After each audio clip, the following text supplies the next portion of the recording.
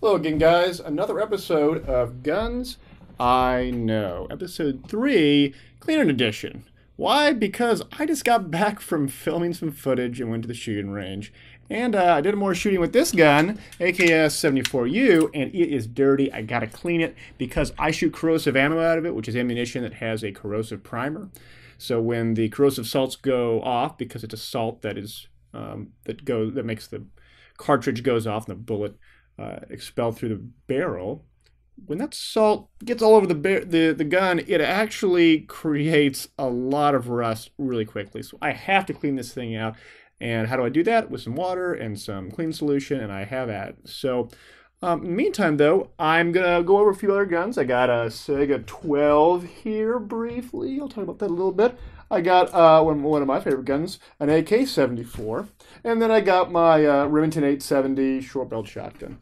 So I'm going to be doing some cleaning while I talk a little bit about all these guns because I really had to get this thing cleaned, and why not just kill two birds with one stone. So with that being said, I got to get my cleaning supplies. And here's what I got. I got this barrel. I want to keep all the water. I have my Glade Tough Odor Solutions. Not actually a Glade product. This is just some hot water with a little bit of soap, but just mostly hot water. Why?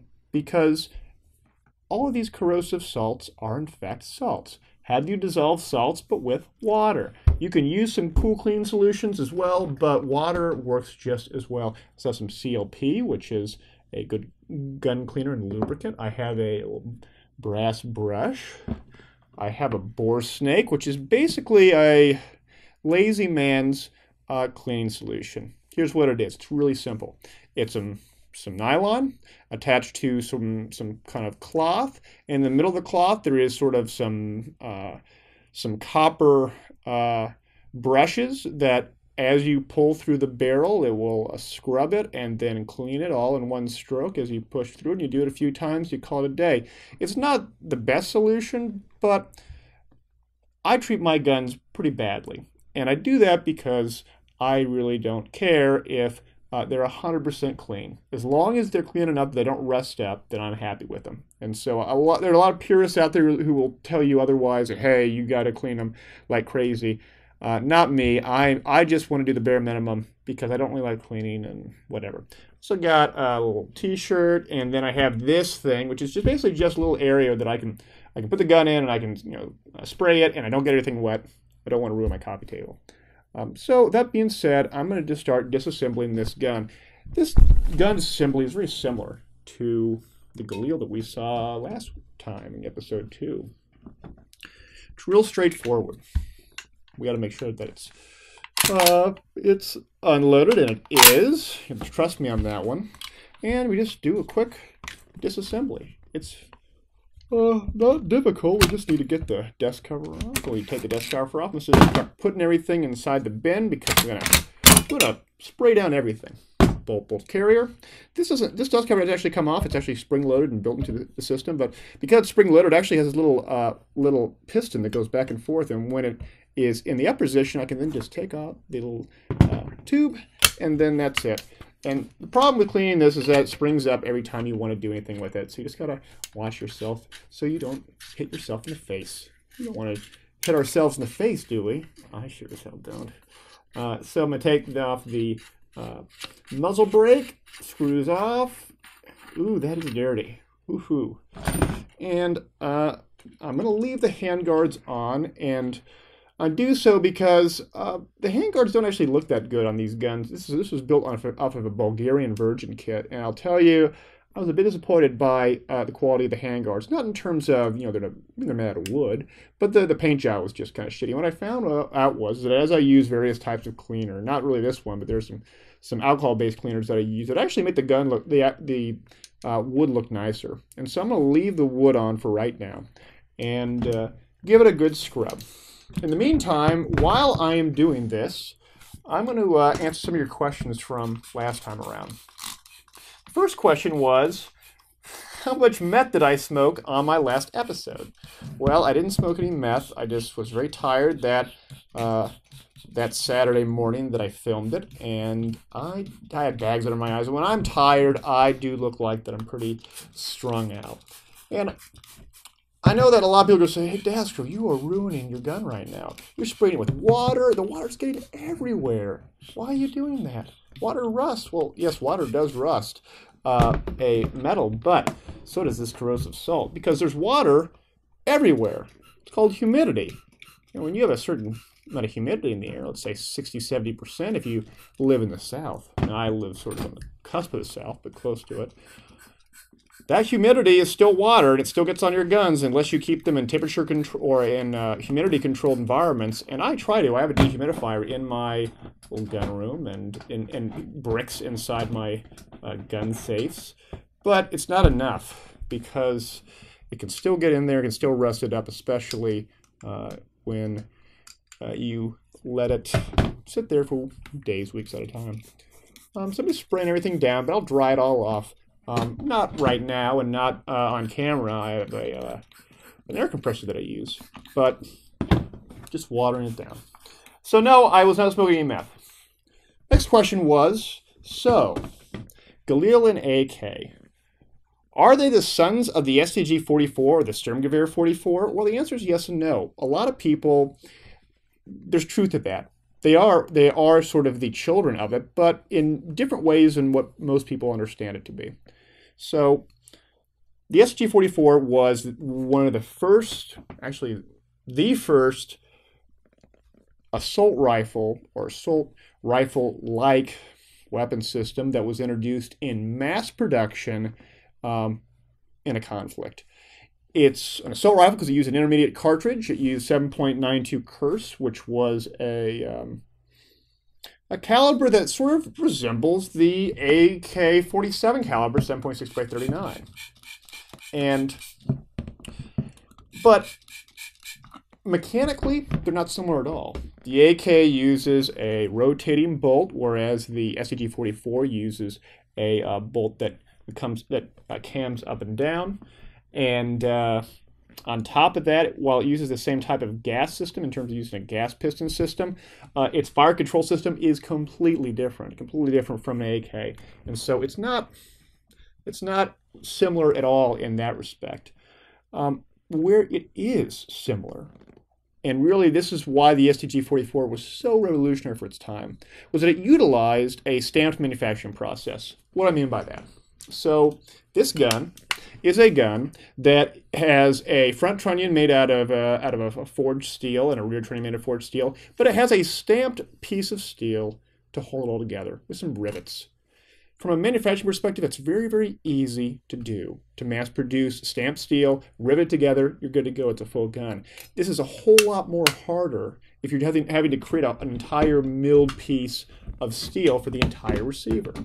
That's how they're similar. Now, the Galil has a milled receiver, and so in that respect, the Galil actually isn't that similar at all to the STG-44. It doesn't have that sort of revolution in manufacturing processes. In fact, when they were making the AK-47 way back when, the Type 1, which is a first-generation AK-47, did in fact have a stamped receiver.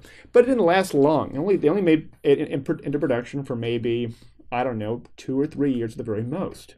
And then they found out that, well, we don't fully understand how to manufacture this in mass and create the quality of stamped steel that we need to make in order to make a successful and usable gun. So they reverted back to a milled series, the Type 2 and Type 3 AK-47s, whose production went all the way through the 1950s, roughly, and which is what the Galil and the Valmet are based off of.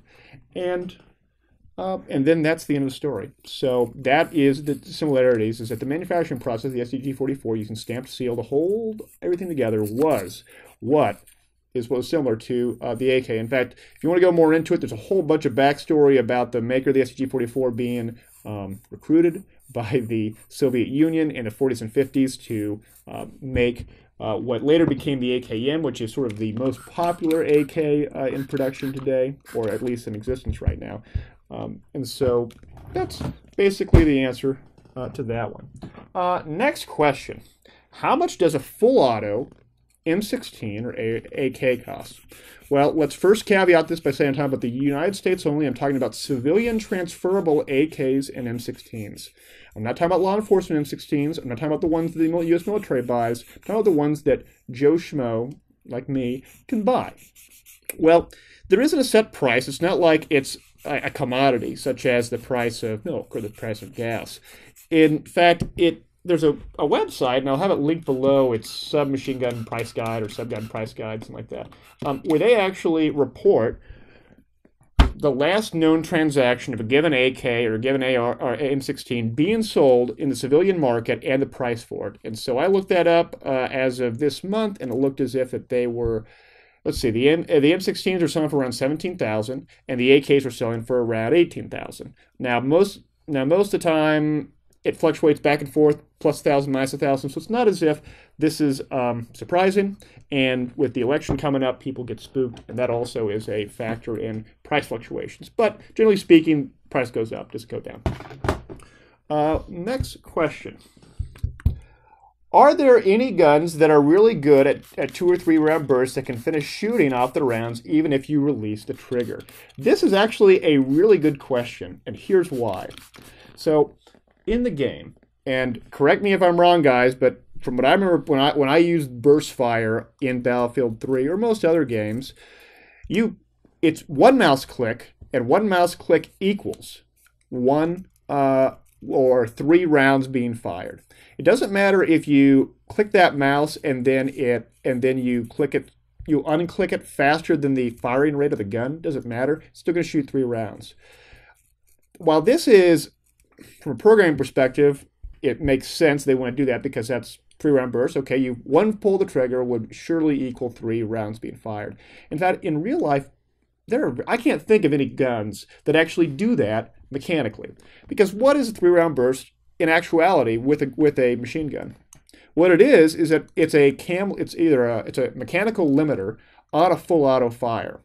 So there is a mechanical mechanism that counts the number of times that you are firing the gun. And so I point down that trigger in full auto fire, the gun fires once, twice, 3 times, and then a disconnector then comes in place to hold that hammer back so it doesn't fire anymore after 3 shots. And then when you release that trigger and pull it again, then it goes through that same cycle. And so in theory, I could then fire that gun and release the trigger after 2 rounds, right?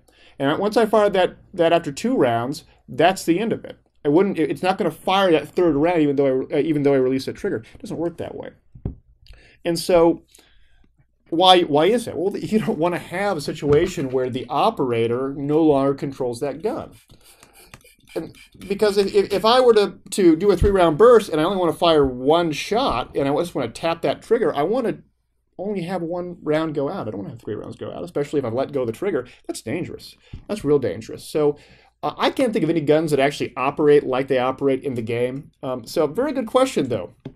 3 round burst, 2 round burst, whatever you're talking about, for the most part, is just full auto fire that's controlled and limited to just a certain burst rate.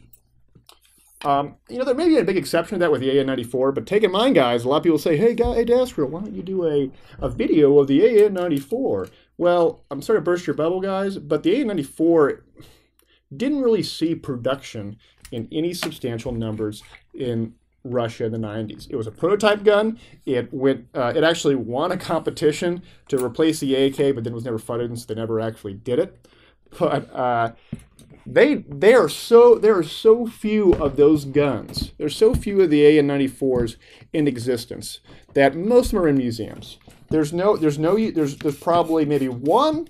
At the very most, 1 in the United States, and it's probably owned by the U.S. military or some kind of intelligence agency like CIA, DIA, etc. But you can't buy them. You can't get them in the U.S. They are so rare. I bet there's probably less than 100 of them that actually that exist in the world right now.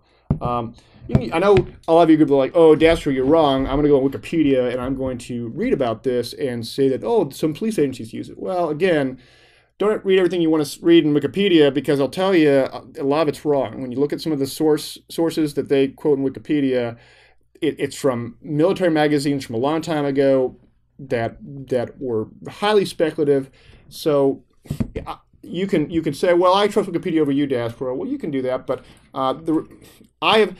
there are serious collectors out there that those have no problem spending, $20,000 on a full auto AK. Those that want to collect all the various AKs out there, including an AN-94, and you can't get them. Money's no limit for them. They'll spend $100,000 on crazy shit. There's a magazine. There is a gun magazine, not one of these magazines. There are Russian gun magazines out there. For instance, the 60-round quad stack magazine, which are super rare in the United States. There's probably only 100 or 200 of them in the United States. They sell on Gunbroker for $1,000 a piece, $1,000 for a piece of plastic, and it's not like they only made a few hundred of them in Russia. There's tens of thousands of them in Russia, but because of the trade embargoes, you can't just bring them in like you'd bring vodka or anything else. And so, people want to buy this stuff. You can't get it. It's not possible. It's not available. There are people with great contacts in the Russian military that would, and people that interact with the Russian military that would love to sell this stuff. It doesn't exist. There's no surplus. There's no inventory of it.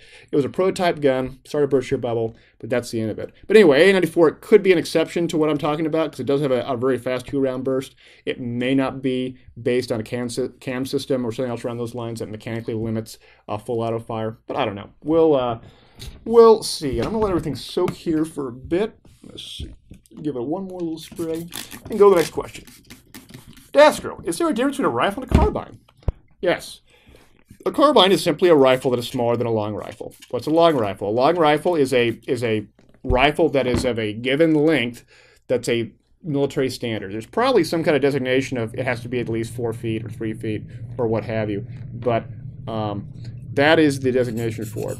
And I'm going to pause just for a second right now. I need to turn off this air conditioner. Okay. I'm back and the air conditioner's off, so it's no longer here. And so let's continue on with rifle and carbine. So rifle and carbine is a small version of a rifle. There's no determination of whether it needs to be a certain caliber. This AK-74U is considered a carbine because it's really short in length.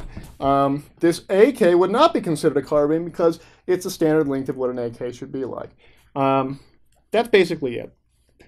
Next question. Do I have a military background? No, I don't. As I've said before, no military background. That's just, I just really like guns and really like games. And I read about things and I talk to people that are in the know and other things of that nature, and I try to educate myself. What else did I do? How many guns do I have? Well, I'll tell you, a gentleman never tells. So, sorry guys, I'm not going to tell you how many guns I have.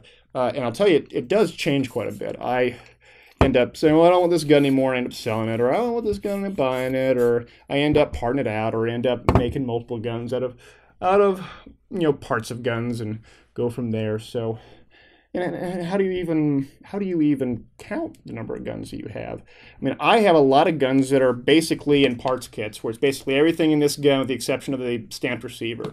So is that considered a gun? Well, legally it's not, but on the flip side, if I had a bunch of these stamped receivers but no gun stuff attached to it, so practically speaking, it's not really a gun, it's just a piece of stamped metal, but it's registered as it's a serialized component of the gun, and so is that considered a gun? I mean, it's a question that I am not going to go into. So, nonetheless, though, let's talk about these other guns behind me, because I've gotten to a good enough point where I think most of the corrosive components are taken off of this gun, and really, that's really what I'm most focused on. I know you're supposed to oil the gun and clean the gun. I'm most focused on the corrosive stuff, and that's my concern. So I'm going to do one more swipe of this real quick. There you go. And looking good. I'm going to take everything off. Let's try to let it dry for a bit. And go from there. So let's talk about Saiga 12. Saiga 12 is yet another gun based off of the Kalashnikov AK series. In this case, it's a 12-gauge shotgun. The way I disassembled this gun is identical to how you disassemble that one. it's identical to all the other AKs that I own mechanically. It's just chambered in a big 12 gauge shotgun round. 12 gauge shotgun round looks like this. It's big. It's real big. I mean, compare that to, let's say, I have bullets everywhere, to a 308 round. So I can't. There you go. 308 round, shotgun round. Despite the fact that the shotgun round is a lot larger, it doesn't mean that it's going to be a whole lot stronger, because it doesn't eject the. Excuse me. Let me start over. The projectiles do not eject out of the barrel nearly as fast as that one projectile does, and so their velocity is simply not that high. But it can be. You can make it up for mass, because there's a lot more shotgun shells or shotgun projectiles coming out. In this case, this is a buckshot shell, so that's basically the end of that. Saigas came out in the, what was that? The mid 90s, roughly. Late 90s. I'm going to put this down just for right now, just so I can bring up the Saiga. Here we go. This is a Saiga that Saigas come into the country as sporting rifles. They don't have this folding stock. They don't have a pistol grip. They basically just have this regular sporting stock. This one's been modified by Tony Romanian at Tromex. For those that don't know who that is, if you ever see the TV show Sons of Guns, Sons of Guns modifies these guns all the time. They actually had an episode, I think it was episode 1 of season 2. They actually had a guy who was sort of the father of Saigas on their show, and the owners were talking about how much that they were like, proteges of this guy. Well, that's Tony Romanian. Tromex is the guy who modified this very gun. And modifications basically just doing some welding and putting on some furniture and things like that, putting on a cool flash break, putting on a good front sights. This isn't how the Saiga 12Ks look like in real life. They're a little bit different in terms of they have a rail, and they're a bit shorter in barrel length, and they have a little bit different stock, a stock more traditional to the AKS-74U. But this is a magazine that holds 10 rounds. You can get magazines that hold 8 rounds. You can get drum magazines that hold 20. It's pretty crazy. But it's a fun gun. It's one of my first guns I ever bought. And it's really heavy, really front heavy. So it's not a practical shotgun, but it's a fun shotgun. And which really, the neat thing is it has a detachable magazine. It means that you can take the magazine out and put a new one in, yada yada. And while this is all drying off, let's go to the next one. And a Remington 870 short-barreled shotgun. Now, some of you say, and this is unloaded, as you can see. I'm going to lock it back in place. This is a short-barreled shotgun, which means it's a registered Title II firearm. A lot of you said daskro. You are wrong in your 870 video. This does not hold 3+1. It holds 4+1. And we're both right. Well, the reason being is that I was shooting not regular 2 3/4 inch shotgun shells. I was shooting ones that were law enforcement shotgun shells that were a bit longer in length, and so it takes up more of that capacity within that tube. Now, law enforcement shotgun shells are not like it's only law enforcement use only, although they're sold mainly to law enforcement agencies. They're not illegal for me to have it like that. They're just sold and marketed to law enforcement agencies. They're a little bit longer. They have a bit more charge to it. This doesn't say that all law enforcement rounds are like that. Some are low velocity to have reduced recoil. There's a whole bunch of stuff out there. But so in that case, when I was making the video, I was using those shells, which means only 3+1. But I can hold 4+1 in this using regular shotgun shells. And so I was right, but you guys were also right. So I wanted to just talk about that a little bit. Pump action shotgun, it means that for every time you fire it, I'm going to fire it. I got to pump it back and forth. This, there's no short barrel 870 within the game. There is a regular 870, which is a little bit longer, holds a lot more rounds. I actually bought this off on a whim because I saw it in one of my local gun shops, and I thought, you know what, this gun with this wood furniture, it looks like something out of Team Fortress 2, and I don't play Team Fortress 2 a lot, but I think it's a really fun game, and I really enjoy the new cinema stuff that they're doing. I think it's really neat. And so I was like, this gun looks like something out of TF2. I mean, I think it's really the wood that does it, but I really enjoyed looking at it, and it was a good price, and so that's why I got it. And that's the end of the 870. I mean, it's short. It's really compact. You could really move around very easily with it. I could soup this up and make it really tactical looking. Put some plastic furniture on it, and a folding stock or pistol grip. I could do a whole bunch of things to it, but I like it the way it is right now. Then finally, this is probably one of my most used guns. This is an AK-74. It's actually a Romanian SAR-2, which means that it's made in Romania. It's SAR-2, which is chambered in 5.45 x 39. It is not identical to the Russian AK-74s, but practically speaking, it's nearly the same thing. I got a brake on it, which is really nice. It's long, and it reduces the kickback, but makes it a whole lot louder. I have an EOTech 512, which is what we have in the game, albeit I have a different rail system. The rail systems in the game utilize a side mount, which is what this big piece of milled steel is. You can put a mount on it, so you can put a mount overside the dust cover. This one actually takes away the fronts or the rear sights, which is here, and replaces it with a piece of milled aluminum that I can then put a red dot sight on of my choice. And I like using the EOTech 512. Probably isn't the most ideal, and the reason being is that EOTech 512s are designed for AR-15s, and the reason being is that an AR-15's cheek weld, which is where I put my cheek, I'll sort of demonstrate this. With my cheek, the cheek weld is not right here relative to the place of the rail. Instead, the cheek weld is about right here. And the reason being is that the rail system on an AR-15 is nearly on top of the actual stock as it comes back. And as such, my cheek elevation is a lot higher than on an AK, which means that the EOTech 12 was designed for an AR-15, and so it's designed for my cheek not to be here, but to be about an inch higher. And so everything on the system is designed that way to be used that way. So when I put it on an AK, I'm actually going to be about an inch lower than what this was designed to be used.